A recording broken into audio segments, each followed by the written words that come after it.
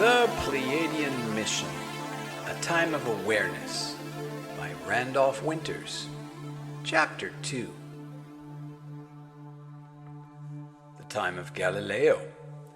As we said, the Pleiadian spiritual leaders concentrated their highly skilled consciousness into the other side, and the sleeping spirit form was again pulled into life as Galileo Galilei, born on February 15th, 1564. This date on the divine Mayan Tzolk'in calendar is called Harmonizing Sunrise, Kin 21. His father, Vincenzio Galilei, taught music and wrote books speaking out against the prevailing numerical theories of harmony. Galileo became educated in medicine and mathematics and became a university professor. He was well known in the scientific community of Italy and was on speaking terms with the highest minds of the day, including a friendship with the Pope. His position in the community and his status as a learned man prepared him for the role he would play in the changing of history. It was in the year 1597 that Galileo read a book on the Copernican theory of astronomy, which removed the Earth from its traditional stationary position at the center of the universe and treated it as a planet that rotated on its axis daily. Copernicus also went on to postulate that the Earth revolved around the Sun. This was in direct opposition to the Church, which insisted that the Earth was the center of the universe and was made up of different material than all of the planets and stars that revolved around it. Galileo agreed with Copernicus that the Earth was revolving because it helped him explain ideas he was already working on, such as the ocean tides and their phenomena on Earth. In 1615, he went to Rome and argued publicly for the ideas of Copernicus. This action angered the Pope, who immediately appointed a commission to examine the theory of the Earth's motion. The findings of the commission were that the Copernican theory was contrary to the Bible and possibly heretical. The Pope was very angry at this attempt to undermine the authority and power of the Church and ordered Galileo to never speak or write on the Copernican theory again. He was also forbidden to speak of it or teach it to anyone else. Galileo returned to Florence and turned his work towards astronomy and the telescope. He had made his voice heard to the public, and the seeds were planted. Although the Pope had crushed his efforts to enlighten the scientific community, Galileo had opened up the minds of those who had listened to him, thereby starting the slow breakup of the Church domination over science. In 1624, Galileo visited Rome again because his old friend Maffei Barberini was elected Pope and had taken the name of Urban VIII. He asked the Pope to rescind the Edict of 1616, which had banned the work of Copernicus. Pope Urban would not do this, but he did give Galileo permission to write a new book comparing the old and new theories of astronomy, provided that the information in the book would be treated hypothetically. Encouraged by this small breakthrough, Galileo returned home and began to work on a new book, which he called The Dialogue Concerning the Two Chief World Systems. It took several years to finish the work, and it was published in 1632. The book became another attack on the Church's idea that the Earth is composed of a totally different kind of matter from that of the heavens. Galileo reconciled the Earth's motion with man's experience in everyday life. He set forth the concept of relativity of motion, inertia, and the notion of composition of independent motions. His book, The Dialogue, basically rejected current astronomy and physics and most of the prevailing philosophy. The book was printed with the Church's authority, and Galileo felt he had truly made some progress against the old world thinking.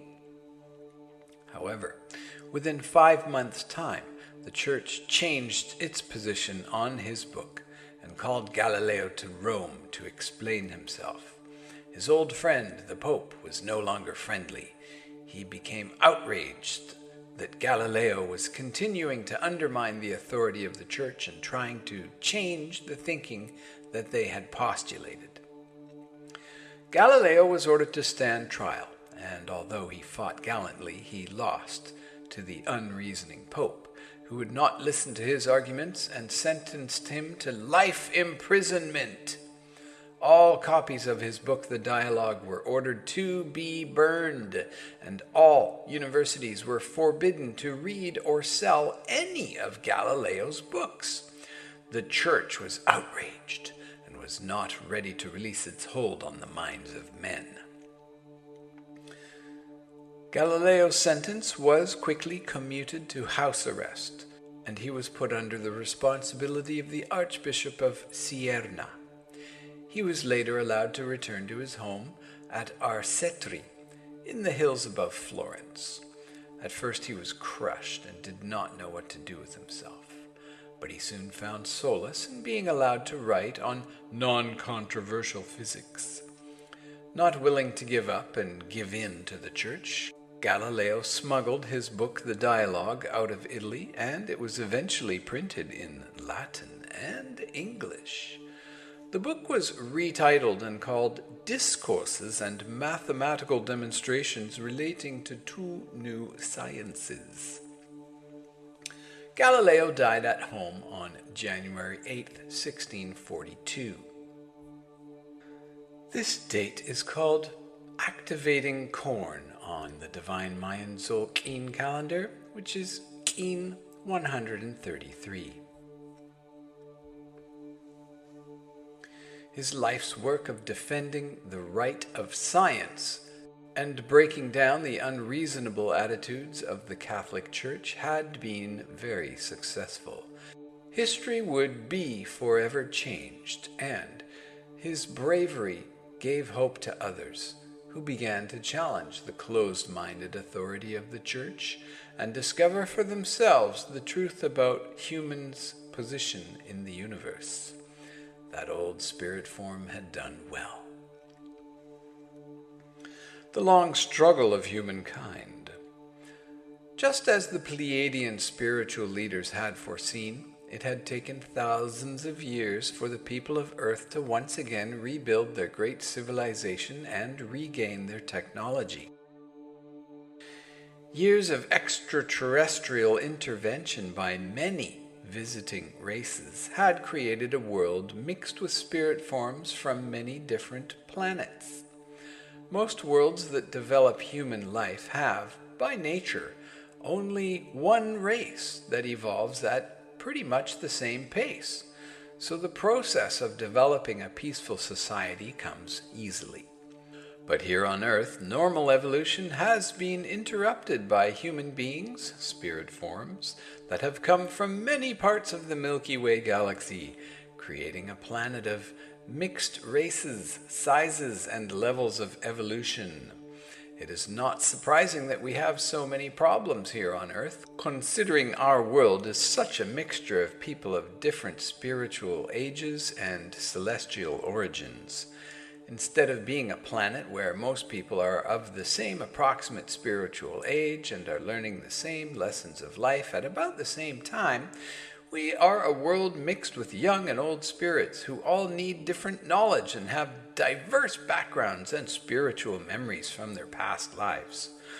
Most of the population of Earth came from the constellation Lyra, while others have come from the Vega section of the sky, and some from star systems called Sirius and Orion. This has created a spiritual imbalance that has made Earth a world dominated by prejudice, hate, and anger. More than 11,000 years have passed since the inception of the Pleiadian mission with the arrival of the Old Spirit from the planet Lason. He has died many lifetimes in order to gently guide us toward a better understanding of ourselves. The Pleiadians have watched over the development of our society and are still with us today, of course, hoping that we can overcome the problems of our mixed heritage and instead use this rich diversity to our advantage. Continuing the Pleiadian mission. Even though the mission to Earth had begun many eons before, it was in the late 1600s when more than 250 Pleiadians came to Earth to observe our growth firsthand. They built an underground base in Switzerland to conceal their presence. Often they would walk among us, but in most cases they would observe us from the safety of their underground facility or gather information from their sophisticated flying beam ships. Unmanned craft called telemeter ships were used to monitor our languages and thought patterns. There were many lessons to be learned about the diverse cultures that were evolving here on Earth. The Pleiadians and their ancient ancestors, the Lyrans, have been aware of our planet for more than 22 million years, but this was the first time that they had come to Earth to observe and become involved with us. They could have come at any time, but it was clear to them that our civilization was beginning to develop and that an important time was coming, which would lead to greater change here on Earth. Having much greater knowledge of the universe than we do, the Pleiadians are aware that our planet is physically moving into a position where it will be greatly influenced by energies from the huge central sun of the galaxy. This happens because our solar system moves in a large orbit, which brings us into this same position every 25,860 years. This position that we are moving into causes our planet to pass through fields of energies generated by this powerful central sun. The effect is felt by the planet Earth, Goddess Gaia, Mother Nature, and all life forms on it. Since few Earth scientists or religious leaders have any idea how these energies affect our thinking, it is fortunate our Pleiadian ancestors have decided to educate us. It is said by the oldest Mayan traditions that 8 Pleiadians, 4 men and 4 women, came to planet Earth over 5,000 years ago and taught them about the Mayan calendar, how to build pyramids, and the precession of the equinoxes, which their Mayan calendar fits into precisely to the day. This position we are moving into is known to some as the Age of Aquarius, a spiritual era, an era of effective truth, enlightenment, love of knowledge, freedom, wisdom, and harmony. Unfortunately, all of these lessons will be learned through very difficult struggles. The Age of Aquarius will last 2,155 years, depending on whether you include the constellation of Ophiuchus or not. As we move into this new time, we will have a window of opportunity for 800 years to achieve peace through spiritual growth and an understanding of the force of creation. Remember, the Pleiadians do not have a word for God, and their best translation of that is creation, which could also be thought of as cosmic creation consciousness. If we miss this opportunity to bring a more peaceful and spiritual way of life to our civilization, then the probability rapidly increases that we will fall into a deep and dark period, controlled by more and more illogical thinking and negativity. Historically, civilizations typically last for around 10,000 years. Ours is currently at about 8,000 years old and is moving into its most difficult and crucial phase. This time of change, or the new golden age, will be seen by spiritual people as a significant time of clarity, growth, and opportunity. However, a great mass of humanity is so caught up in the material struggles for life that they will perceive this as a time of despair, sorrow, and misery, because the mindset of the industrial age fails to provide the wisdom necessary to lead Earth into the new golden age of mind and spirit. A wonderful opportunity awaits those who have the vision to see the possibilities for peace and love on Earth. The beginning of the Age of Aquarius was on February 3rd, 1844 at 11:20 a.m. February 3rd, 1844 is called Balancing Gaia on the Mayan calendar as seen through the lens of Mayan embodiment. Previously, the Earth was in the age of Pisces and then moved into the transition period between the two eras. The complete time for the transition from Pisces into Aquarius is 186 years. Therefore, at the beginning of the year 1937, the last vibrations of the age of Pisces were overcome. The Aquarian age began developing rapidly into its second phase of transition on February 3rd, 1937 at 11:20 a.m., precisely the moment that Billy Meier was born. Billy Meier is called Empowering Serpent, Keen 5, Glyph 5, and the fifth tone, therefore the fifth day, called Keen 5 of the divine Mayan Tzolk'in calendar. On February 3rd in the year 2030, the transition time will be complete, and our solar system will be suspended in and bathed by the gold-colored rays of the sign of Aquarius. That date is called Stabilizing Corn, Keen 173, on the divine Mayan Tzolk'in calendar. Then, after another 1,969 years, the next constellation era of cosmic age will arrive. This will be on February 3rd, 3999 at 11:20 a.m. as our solar system moves into the area of the star sign of Capricorn. This date on the divine Mayan Tzolk'in calendar is called Balancing Eagle, Keen 175. To the Pleiadians, with their vast knowledge of the energies of the universe and the effects they have on the consciousness of man, it was most important that they take this opportunity to lead man towards a new way of a life path of spiritual understanding and harmony for the future. It is time for us, the people of Earth, to use our higher consciousness to sense the incoming energies and to adjust to them. For the effects of these powerful energies cannot be underestimated or taken lightly.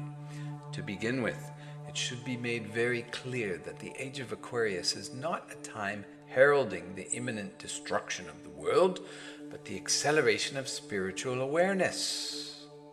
Some religions and prophets have incorrectly interpreted the Age of Aquarius as the end of the world. This is quite inaccurate, for it will not be the end of the world, but the end of the era of ignorance and the beginning of a new time of enlightenment and awareness. It will also be a wonderful and exciting time of new inventions, the development of mind and spirit, and increasing contact with other extraterrestrial and extra-dimensional cultures in the universe. The coming rapid changes and discoveries in technology, both spiritual and material, will permanently alter the way we perceive all of life and the planet on which we live. Because of the increase in energy from the central sun of the Milky Way galaxy, the natural rate of development of our society is accelerating rapidly. Think of all of the wonderful inventions and changes we have already been exposed to in the past 100 years. We have come out of the age of the covered wagons, progressed through the industrialization of most of the world, and are moving out into space. Truly, We have made more advancements in the last 100 years than in the past 10,000. It is a most stimulating and challenging time to be alive. Spiritual people will see this as the great time of opportunity, for the increase in energy will accelerate personal growth and enlightenment as well as the material growth around us. It is time for truth and understanding to find their way into our hearts and minds, and it is time for us to discover new ideas and ways of thinking that will lead us into a new period of peace and understanding. We will discover our spiritual connection to the cosmic creation consciousness and no longer have any need for misleading religious doctrines. It's a great time to be alive for prophets, teachers, and light workers alike. Because of the surge of energy that occurred on February 3rd, 1937, Billy Meyer's birthday, of Empowering Serpent, the Pleiadians believe that people with the most leadership potential for the new age were born in this first phase of the changeover into the sign of Aquarius. Most of these people are among the oldest spirits on the earth plane, and most will likely work in unseen ways, as they have no need for public attention. Many others were born during this phase and will be among the teachers and leaders of this new period for Earth. This increase in the energies of higher consciousness on Earth is also helpful to the spirit forms on the other side, for it speeds up the turnaround time for them to return to physical life. Normally, the average turnaround time for a spirit form to return to a material life is about 150 years.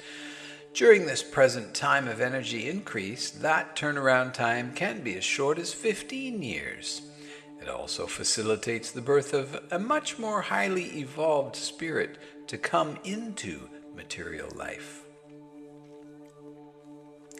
The majority of people will see this as a period of chaos and will have a very difficult time adjusting to the speed of the changes and to all of the new aspects that will be happening so quickly. One of the unfortunate parts of these rapidly changing times is that many people will not be able to cope with the turmoil, and they will turn more and more to man-made belief systems and misleading religious doctrines for help, instead of seizing the opportunities to take responsibility for themselves. Spiritually conscious leaders will need patience, inner standing, and mental balance in order to provide strength, love, and the appropriate role modeling. The core teachings of many religions provide the basis for a good, honest life. However, the problem lies with religious leaders who claim to be the mediators of God, who provide the passageway to the one and only doorway to heaven. As the coming times become more chaotic, you can expect many new religious sects to spring up that will take advantage of people's fear and lack of knowledge. Humanity must face up to being 100% accountable for our actions and our spiritual growth, for there is no God or ET that will do it for us. A friend of mine once mentioned that there is a line being drawn in the sand of awareness. On one side we have the more enlightened and spiritual people who see the coming new golden age as a time of opportunity, leadership, and growth. On the other side of the line in the sand, we have the people who are not even aware of what is going on. As you look around and observe, you can see that this is quite true. Most people are consumed with personal problems and ego dramas and live in spiritual ignorance, contributing nothing to the growth of our society or cosmic creation consciousness, while others are trying to learn, understand, grow, and teach during this wonderful time. Knowing the effects that the age of Aquarius energy will have on us and understanding the difficulties that face us as a civilization, the Pleiadians have chosen to help us with knowledge and understanding that can help us grow and evolve on the right path. They have built another underground base under Russia in order to become more involved in the development of Earth mankind. After years of careful analysis on our thoughts and studying the actions of our world leaders, they have decided that we need the words of truth in several areas to help us move peacefully into the future. What is the meaning of our lives? The Pleiadians feel that the most important information they can help us with surrounds the meaning and purpose of our lives. Probably no greater question mystifies the people of the earth more than this, and at some point in our lives we all stop to reflect on the purpose of our existence. To those on the spiritual path, it seems almost pointless to be alive if we do not understand why we are living, while those living in the more material world seldom stop to even ask that question. It is the objective of religions and belief systems to offer an answer to this question. However, if you travel around the world, you can find as many answers as there are countries, for almost every religion and belief system has a different explanation as to why we are alive. Quite obviously, they cannot all be correct. As the world draws closer together through technology and communication, there seems to be an inevitable clash or gridlock approaching, whereupon the many answers to this question come face to face and can no longer avoid each other as they have in the past. From the view of the Pleiadians, they see us as a confused civilization that has turned to death and destruction, too many times. In their eyes, the misleading explanations of some religions as to the meaning of our lives has served to keep people in the dark, causing confusion, wars, and bloodshed for thousands and thousands of years. There has been no greater loss of life on earth than that has been caused by religious wars and persecution. The element of fear has been used all too often to control people and to prevent them from the personal discovery that is possible for anyone, the discovery of cosmic creation consciousness and its infinite logic, which guides all things in the universe. The spiritual person who has set aside their ego to travel through the realms of consciousness can find the answer to life for themselves. Here, cosmic creation consciousness can be discovered, and the spiritual bonding of all life can be felt. The understanding of the infinite spiritual energy can be experienced, and the awareness of the purpose of the material consciousness becomes easier to see. For once spiritual existence is understood, the reason for material life becomes clear. We are spirits, living through a series of material lives in order to feed our spirits through the wisdom learned from the material existence. Call it karma and reincarnation. It is the process of how spiritual development takes place and how we, individual spirit forms, contribute to the whole of cosmic creation consciousness and its evolution. All souls need the material senses and bodies to gather information and to form logic from experiences. If the wisdom learned from these experiences is true, according to cosmic creation consciousness, and becomes part of the life of the individual, then they pass into the realm of the spirit and become part of the accumulated knowledge of the spirit form. This is what spiritual evolution is, and why we are alive. Science of the universe. Our technical advancements far outweigh our social development and represents a clear danger to our future. During the past 300 years of Pleiadian observation, it has become clear that we are not developing fast enough socially to handle our technical growth with responsibility. A lot of scientific effort has been put into the development of war machines. But how about the science of the mind and soul? Scientists are continually looking for the answers to how things work. Beginning with the simplest question and probing the greatest mysteries, man is always searching for the explanation of how the universe came about and how we fit into it. Seldom does the scientist offer any spiritual conclusions to our quests for knowledge, for only the more material or tangible answers are even acceptable. At some point, though, the use of formulas and calculations will have to give way to a more spiritual aspect of the universe. To be able to explain the mysteries of the universe, we will need a better understanding of the creational spiritual consciousness that created it. Man will have to blend together the conclusions learned from questions asked by material science with the knowledge of spirit and soul in order to solve this puzzle, for ultimately the answer to the science of the universe is the explanation of the spiritual power that guides it. Scientists and spiritual leaders, then, are on the same path, but they have been approaching things on different roads for thousands of years, and now, as they get higher and higher, those roads are coming closer and closer together, and eventually it will be the same road. Creation is the spiritual power that guides the universe. It is cosmic creation consciousness that had the idea to create a universe in the first place.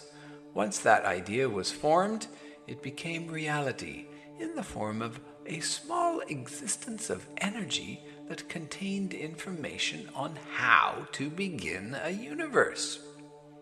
That idea of how to create a universe is always connected to the cosmic creation consciousness power that started it, and it can never be separate from that.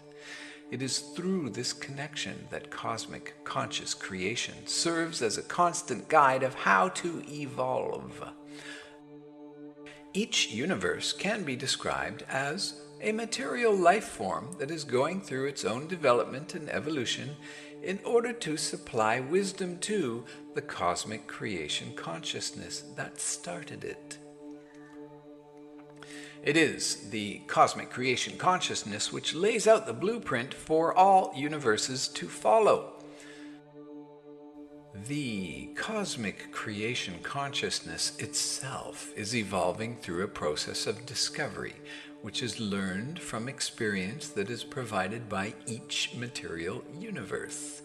Creation has an awake period, during which it creates a material universe for learning, and then a sleep period, where there is no material existence.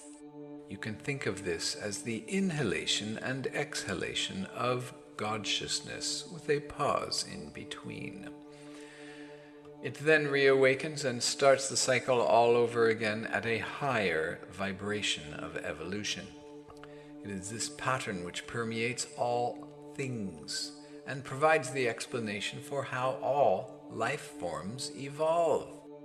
Since all life forms must evolve according to the same pattern set out by cosmic creation consciousness, it is the understanding of the evolution of cosmic creation consciousness through the development of the soul, which is most important to the people of the earth right now. As the Pleiadians lay concealed in their underground laboratories watching the growth of our societies, the question of how they could best be of help to Earth without taking responsibility for us had always been a problem. Trying to find a way to help without interfering with our free will was difficult, especially in the area of spiritual education. Finding ways to enlighten us on the use of mind and spirit without being detected or controlling our thoughts challenged the morality by which they live, for the Pleiadians are bound by their own laws of non-interference in our political or power structures, and they must rely on disseminating information fed through living human prophets, other enlightened beings, and/or channeling. Nowhere in the Western world is there any public educational process that helps us understand how to use the many different levels of mind and consciousness to control our lives and our evolution. Depending on where you are brought up and what kinds of schools you attend, you will probably be taught nothing more than how to read and write, and then be tossed into the working world and stand in line to fend for yourselves, to eke out a meager living, and then die. Most of the problems of this world are caused by illogical thinking. Misery, depression, heartache, and other forms of emotional illness are all caused by thinking in illogical ways.